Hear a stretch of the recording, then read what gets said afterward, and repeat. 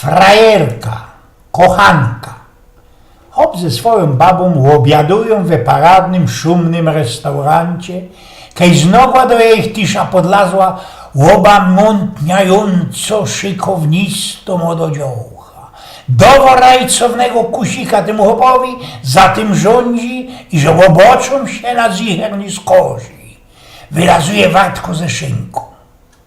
Jego baba zajrzała na swojego hopa ze ściekłością i rozkokoceniem. Ano, moja frajerka, moja kochanka, łodrzyko zerułom hop. Styknie, łochintolu, kca szajdungu. Dobra, mogę być, łodrzyko hop, ale kuknij no.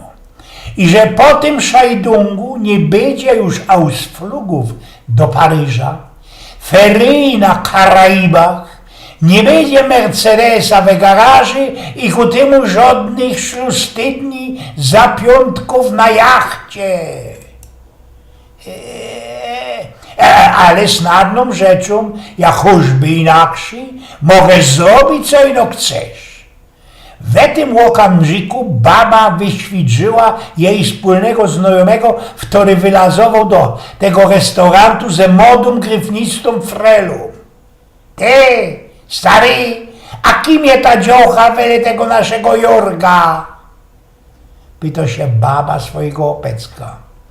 Ano, to ci jego frajerka, kochanka, odpowiedział Juzajś zerułom hop.